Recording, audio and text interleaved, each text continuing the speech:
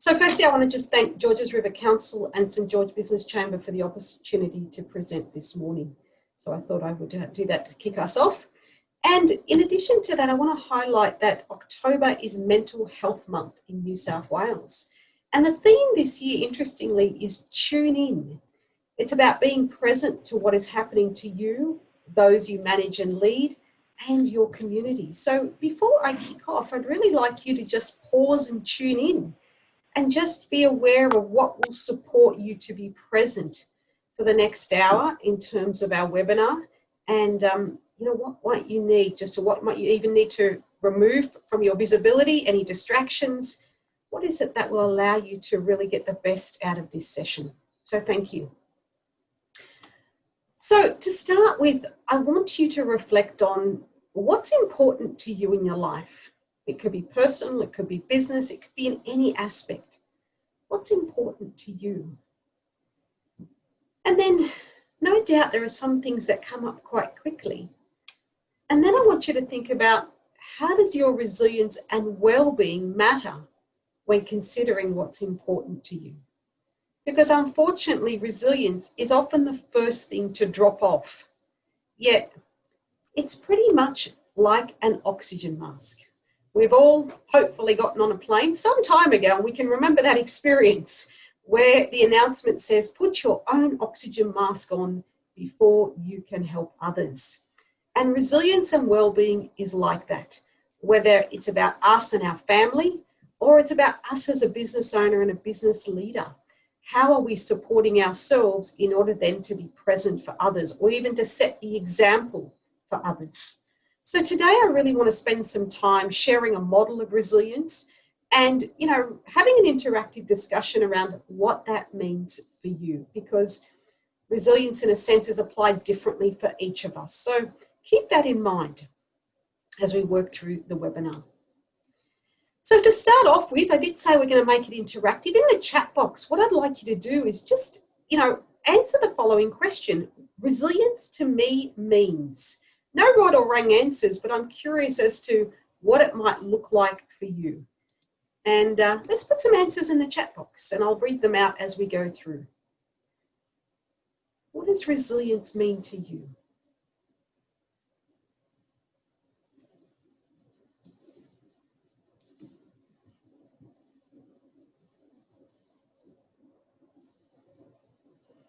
Anybody game to place an answer in there for us to share?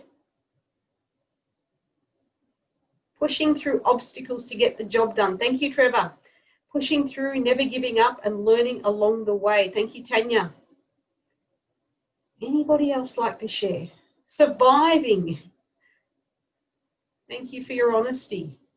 What else might resilience mean to you? When you hear the term resilience, what does that mean for you?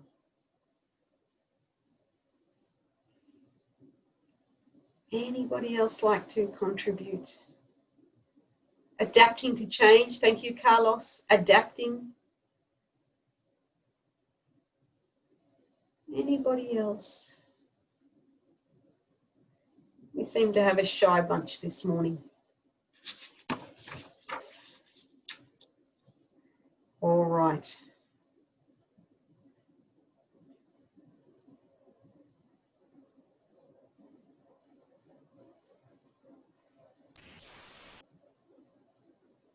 Thank you. Okay, let's pick up from there. So let's give you a definition of resilience. And this definition comes from Catherine McEwen, who's developed a model called Resilience at Work. She's actually an Australian psychologist and has developed this model, which is also used internationally.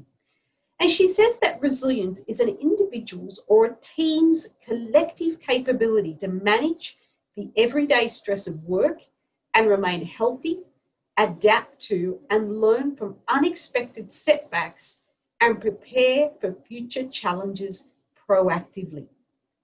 So it's about that managing, and it's also about adapting, and it's also about preparing for future challenges. And I often say that resilience is physical, it's emotional, it's mental, and it can even be spiritual. So we often hear the word resilience as the term bouncing back. I want to add to that definition of bounce, because bouncing back is often about recovery, healing, and repair. Yet resilience is also about bouncing with, which is that coping with, adjusting to change. And no doubt we've had to do a lot of that during the COVID period. And then bouncing forward, how do we transform and grow? Now, how may we have had to transform our businesses to align with what was now required of us, or to serve a different audience, or to serve our audiences in a very different way? So a number of elements that make up resilience. What's important to really note is that endurance and resilience are not the same thing. Endurance can be defined as the ability to endure a difficult or unpleasant process and leads to depletion. An endurance mindset is simply not sustainable.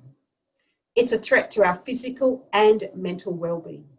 No doubt we may have heard ourselves thinking, oh, I'll take a break when, and I'll take a break when, and we just think that we can keep going. But that's not resilience. And I really want to draw that distinction. So, a lot of what I'm about to share with you today, aboutism is simply the message that says, you know it, but do you do it? Do you give it enough credence? Do you give it enough importance? Do you put your own oxygen mask on first? So let's work through a model of resilience, because it's important to remember what resilience actually impacts on.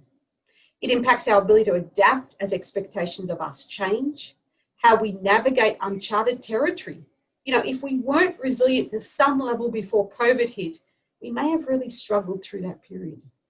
As a business owner, leader, parent, partner, how do we model resilience and foster it in others, be it our team, our family, our others, or even our clients? It impacts on our ability to manage and respond positively to pressure and negative stress. It impacts at all levels of our health and our confidence, morale, and motivation. So lots of impacts of resilience. So this is the resilience at model framework. There are 7 elements: living authentically, finding our calling, maintaining perspective, mastering stress, interacting cooperatively, staying healthy, and building networks. So let's work through each of those elements. And I'm really just going to put up a series of questions to help us connect that element to ourselves. So the first element is about living authentically. It's about knowing and living our values. It's about deploying our strengths. And it's about that element of emotional awareness and self-regulation. Our values are what is important to us. Do we as individuals or even business owners know what our values are? What drives our decisions? What's our guiding light when it comes to difficult situations? Do we need to know our strengths? Are we working to our strengths? Are we able to delegate or give others, roles that may not be in line with our strengths to help us, in a sense, sustain our resilience? And emotions. Emotions are data. They're our body's way of telling us, pay attention. They're not right or wrong. They're simply, I often say, just data. And what's important about that is when we experience an emotion, it's about acknowledging that emotion. And also, that really important aspect of breathing. When we feel a strong emotional response, how might we breathe through that? Because breathing is one of the fastest ways to regulate our autonomic nervous system. We can go from that fight or flight response, or even that freeze response, to a rest and restore response. It activates what we call the vagus nerve, which is connected to our whole system and just helps to calm that response. So, when it comes to living authentically, if we can just start to pay attention to how we're feeling and work with that, that will definitely help our resilience. The next element of the model is knowing our purpose. Some of you may be familiar with Simon Sinek, and one of his earliest videos was, that circle that talked about we know what we do, we know how we do it, but why do we do what we do? And this applies in business as much as it does individually. What do you see as your purpose? That could be a personal purpose, it could be a business purpose. But people who are aligned to their purpose actually have a better level of resilience. What ignites you and gives you meaning. And then, extending that to team resilience.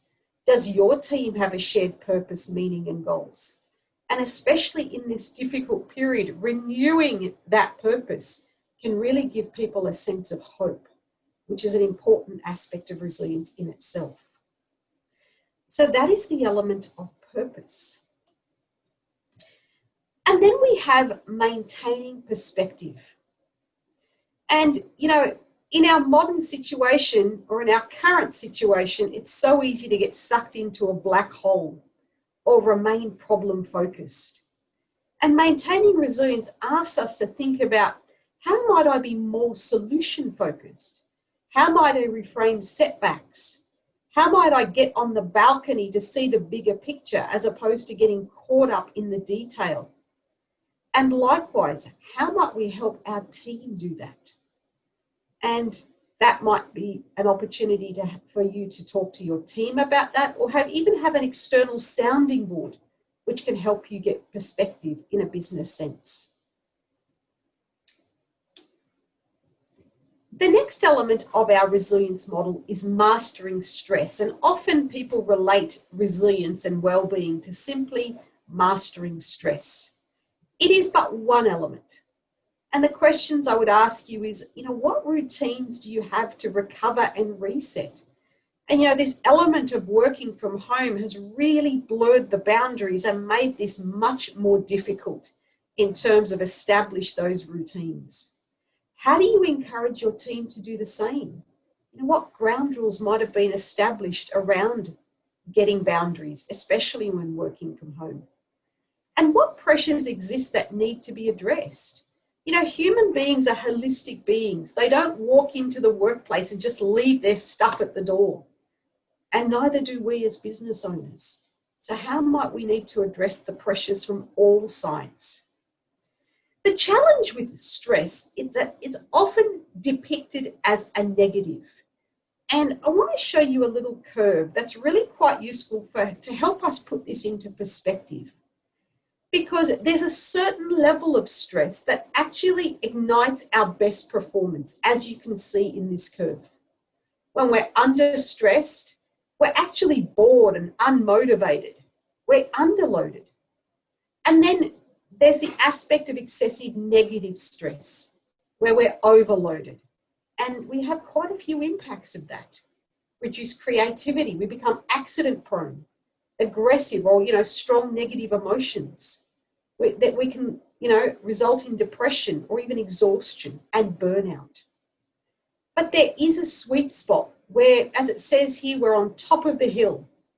And no doubt each of us has experienced that point in time when there was just the right amount of stress to get something done. But what I want to caution you to think about is, what are the warning signs that shift you from performance to overload? And when we can pay attention, when we become present, when we can tune in to those warning signs, we can take action much more quickly, as opposed to burning out and then being on the long road to recovery. So keeping that in mind around stress, it's about excessive negative stress. And I'll take it one step further to thinking about what the impacts are. Obviously, it increases the risk of mental illness. It actually changes the brain structure, impacting learning, memory, and emotion regulation. The neuroscience is telling us that there's a part of our brain called the hippocampus, and excessive negative stress actually reduces the size of the hippocampus, which means it impacts our long-term memory. It shrinks brain volume, making it more challenging to deal with future negative stress. It adjusts the state of the microbiome in our gut brain, impacting our immunity, physical, mental, and emotional health. Now, It's clear we actually have three brains. We have a head brain, a heart brain, and a gut brain. And your heart and gut actually send more messages to your head brain than vice versa. And we really need to start to pay attention to those elements. Obviously, excessive negative stress impacts on our relationships. And no doubt, as you know, there is so much more.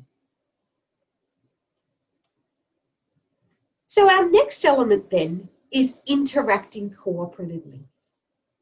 Now, where do we need to be vulnerable and ask for help?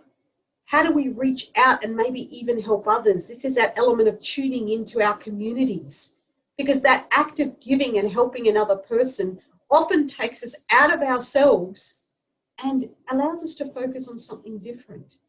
I know when I was just saying to Trevor, when COVID hit and, work had sort of, in a sense, leveled out a little bit, I thought, well, what can I do to give back? So I started to run some of these webinars pro bono for clients, because I felt that if I could at least help in some way for organizations to support their resilience, that was really useful, but it actually really lifted my spirits. So, when do you have an executive meeting with yourself to reflect on what's working, do differently? With my coaching clients, it's one of the first practices that we introduce.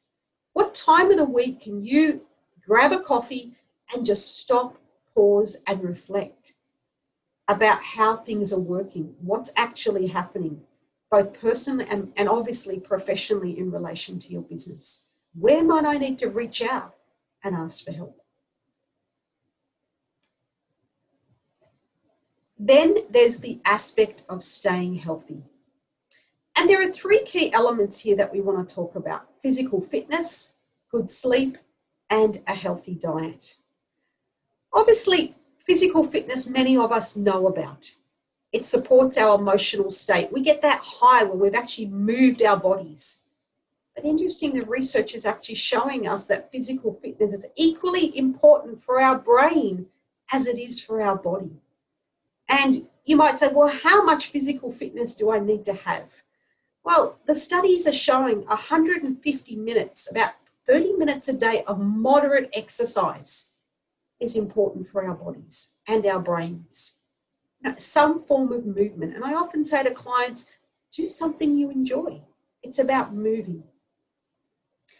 And a recent report by the Black Dog Institute highlighted that increased screen time and sedentary behavior due to prolonged technology use can lead to poor physical and mental health outcomes, including increased symptoms of depression and anxiety. And we know when it comes to depression and anxiety, physical fitness is one of the first prescriptions practitioners will give. Let's then look at this aspect of sleep. And, no doubt you know this. Diminished sleep has an impact on our attention, our concentration, our creativity, emotion regulation. How is our mood when we haven't had enough sleep? Our reaction time, especially when it comes to safety in the workplace, as well as our relationships. And another impact is it has increased anxiety, increases our appetite, which then increases the amount we eat, which then has a physiological effect and a microbiome effect. Increased depression, irritability, sedentary behavior, and increased levels of smoking. So you might ask, how much sleep? Well, imagine a bell curve of 7 to 9 hours, and each of us falls somewhere in between. But I want to give you another really important reason for good quality sleep. When we sleep, our brain cells actually shrink, and cerebrospinal fluid actually comes into our brain and clears it away of toxins. And it's called the glymphatic system. For many years, they thought the lymphatic system, which is our body's drainage system, only existed from the neck down. Until, technology allowed us to measure what's going on in the brain. And this beautiful process actually goes on. And, as you know, sleep affects our cognition, our emotional state, as well as our physiological functions. So there's two elements. It's the amount of sleep, but then it's also the quality of the sleep. And then I spoke just briefly about the gut microbiome. And for those older of us, old enough to remember, there used to be a saying that says, you are what you eat. And this has become so true with the latest research. A healthy gut supports our thinking, our emotional state, our immunity, and our well-being. And as you can see here, there's some pretty starking research that's being highlighted. It's involved in the progress and development of human disease, including inflammation, depression, and cancer, to name a few. It regulates your immune system. There are 400 times more messages sent from your gut brain to your head brain. So what is going on in the gut is affecting our thinking, it's affecting how we feel and behave. So we really want to start to pay attention to our diet as a key component of resilience. The last element then is about building networks. And there's some really interesting research on social connection. And I think, no doubt, this COVID period has really, really highlighted this, especially when we were in isolation in New South Wales. But if we think about our poor friends in Victoria who have been in isolation for an extended period. The research says that isolation is equivalent to smoking 15 cigarettes a day. It's the equivalent of being an alcoholic. It's more harmful than not exercising, and it's twice as harmful as obesity. That's some pretty stark research. The World Longevity Studies are saying that connection is the highest element that impacts our longevity above exercise and sleep.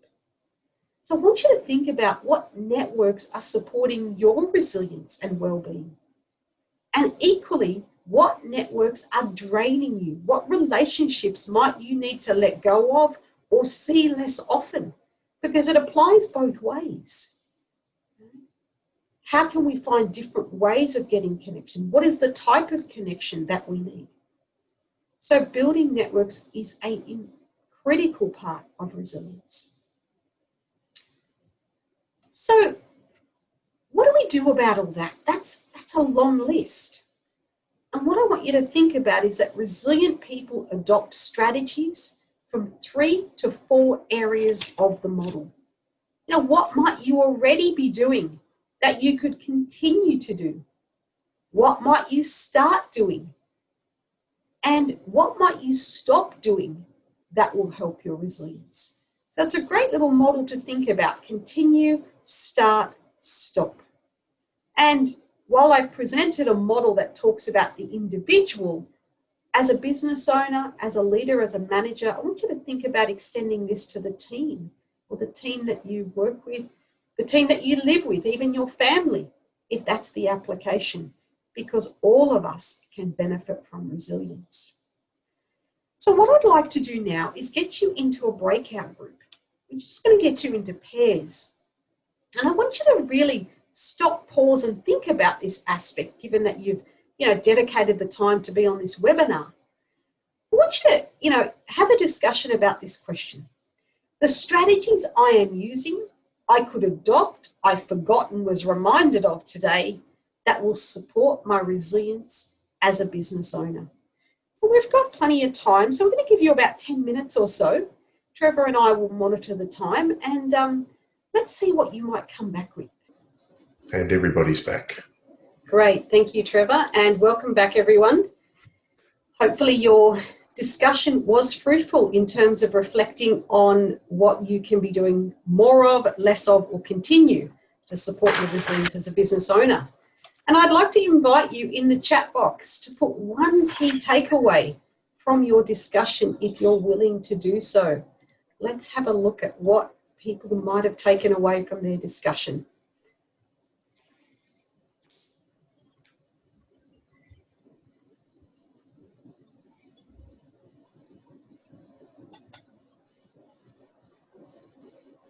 One key takeaway from your discussion, or even just one key takeaway you've taken from the presentation.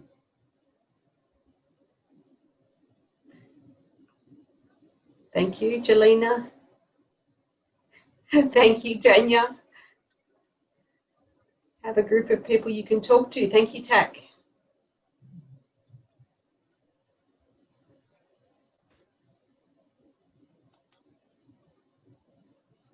Very honest answers here, and I appreciate them.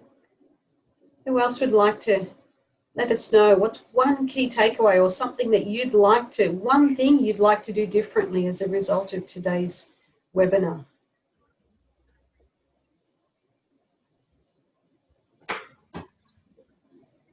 Sylvia, I'll pipe in with one, as you and I were discussing while the chat rooms were open as well. I'd forgotten and grossly underestimated the importance of those microbiomes Yes. in your gut, in your overall mental health. Great. Thank you, Trevor. And Jelena says, find time to stop, pause, and reflect. Thank you, Jelena. Even if it's just a pausing breath, just to get context again. Anybody else like to pipe in? Maybe unmute yourself if it's easier.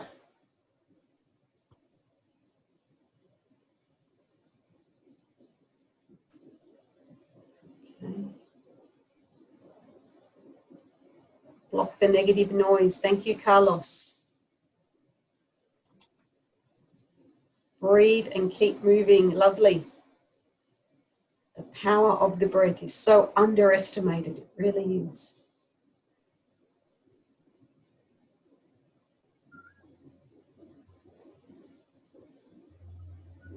Anybody else willing and game to share with us?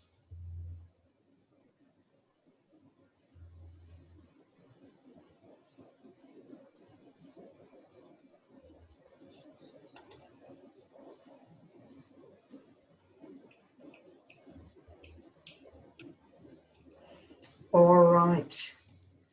So that brings us to the end of the presentation, and I want to thank you for your participation. Thank you for being courageous enough to get into a breakout room and share with a partner, because often we end up listening to somebody, but I really wanted to make it a session where you actually did something with the content.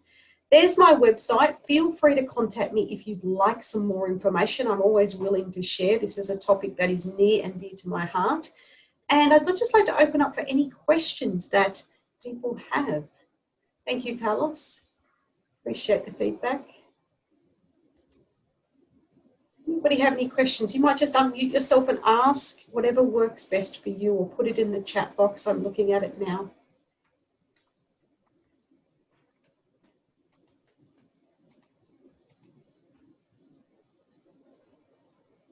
Your top 3 tips for us to take away. Thank you, Tanya. There's always a request there from Tanya, which I absolutely love.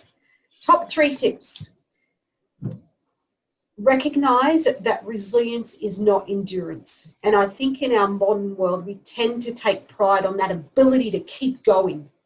But recognize that they're not the same. You know, remembering to put your own oxygen mask on first. We often give resilience a backseat. I'll be okay when I take that break. I'll be okay when. And in our modern world, in our what we call our VUCA world, volatile, uncertain, complex, ambiguous world that we live in, resilience has to work in parallel to our everyday. And the last tip is probably you don't have to do it all. What are the top things that support your resilience? And as I said, there's this aboutism. You know it, but do you do it? And yes, I've given you some data and I've given you some, evidence behind some of these strategies, but there's probably very little that is new. So I want you to think about what works for you and bringing it to the foreground. Because if we can do it for ourselves, we become a role model for our staff, as well as our children, as well as our community. Thank you, Tanya.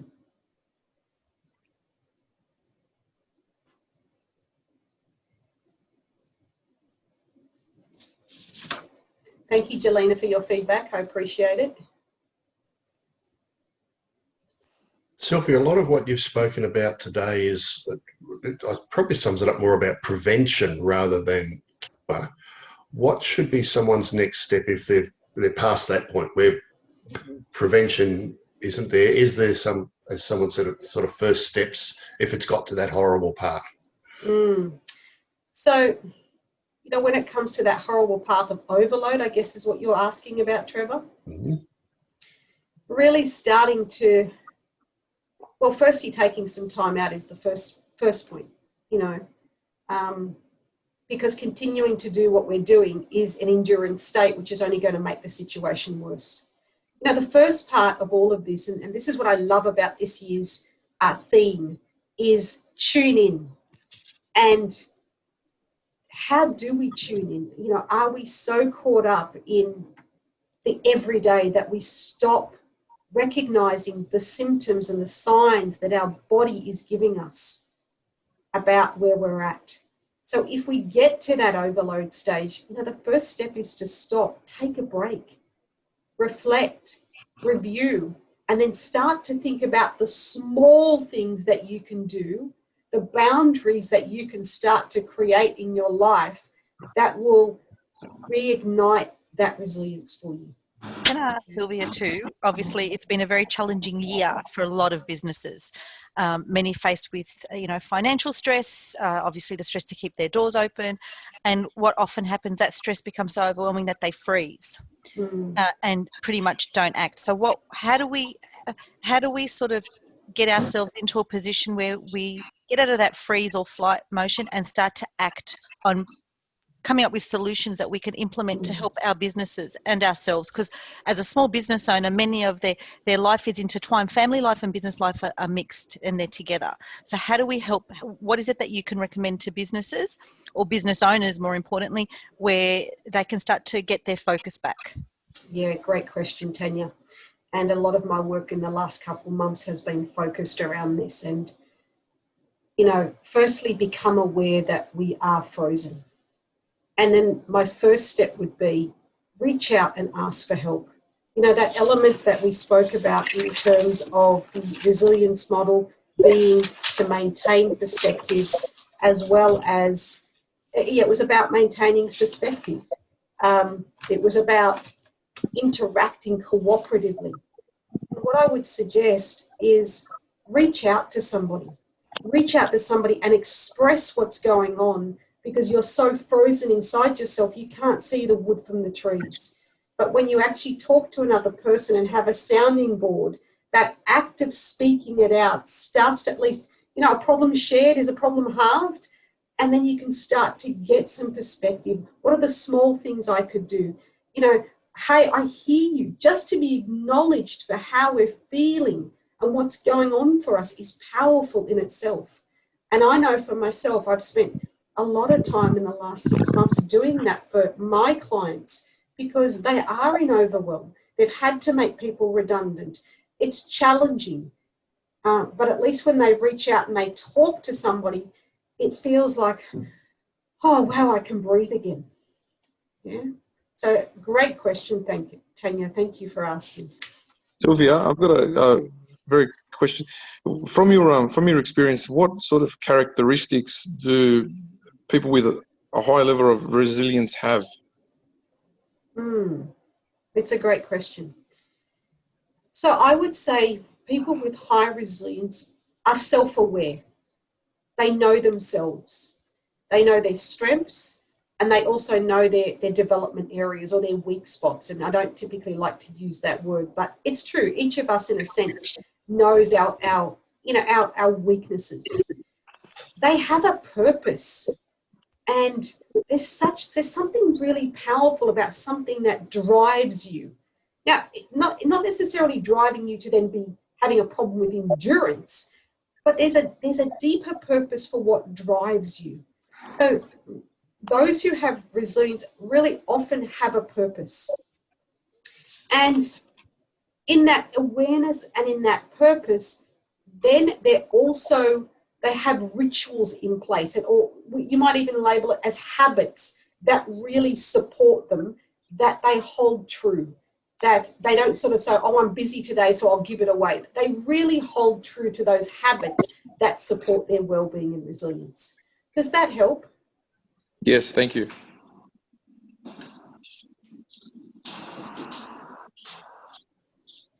Okay.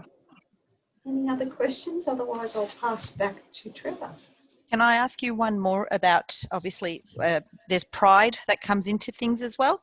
So being, firstly, letting go of your pride to be able to ask a question, but also letting go of your pride and your ego to accept the advice, which might not be what you want to hear. So how do you get people to listen? Well, it's an interesting one because, you know, in my world, it's often not about telling people what to do, but the starting point is hearing where they're at and acknowledging that. And then starting to think about, okay, here's a plate of options. Let's have a think about and a discussion about what would work for you. Because in truth, I'm not them. I don't know their true problem. I have a perception of their problem. So I often like to go, hey, let's talk about some options here and what would work for you and what could be a first step, as opposed to getting them to, you know, eat the elephant all at once. What's the first thing we do that could rebuild your confidence, rebuild your morale, rebuild that belief in yourself as a business owner? And then let's take it one step at a time. Thank you, Tanya.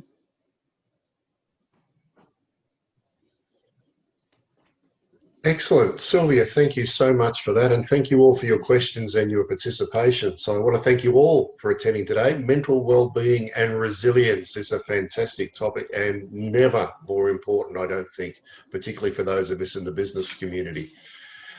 I want a special thanks to Sylvia de Ritter from Unconscious Potential. If you want to contact Sylvia, you can find her via her website, which is unconsciouspotential.com.au. I want to take you all, give you all the opportunity to register for our further upcoming events. We have 2 more left for Small Business Month. A week from today at 8 a.m. as well, Tony Badur is going to be presenting on cash flow fundamentals. Remember that the theme of the month is resilience. This is about resilience in your finances. And then a week after that, it's yours truly presenting on the new norm for business. There are certain things in the business world that have changed that will not be coming back again. And that's, there we're back with Sylvia again. So a quick reminder, if you are not already a member of the St. George Business Chamber, it's a great time to take advantage of that. That is stgeorgebc.org to find that, to join the chamber. All of these workshops are available on the georgesriverbusiness.com.au. If you have not registered your business and you're in the Georges River LGA, please take advantage of that. Jump on there. It's free and it's a great resource. And finally, in the next 24 hours, you're going to receive an email from us with a short survey about today's workshop. And we'd really appreciate you taking a couple of minutes because that helps us to plan future events for you. And on that note, I'd like to thank you all for attending. I've been Trevor Weeding. I'm the Liaison Officer for the Chamber. We hope to see you next week and the week after. And please reach out and take advantage of all those great resources. Thank you, everyone, for joining us. Thank you, Trevor, Sylvia.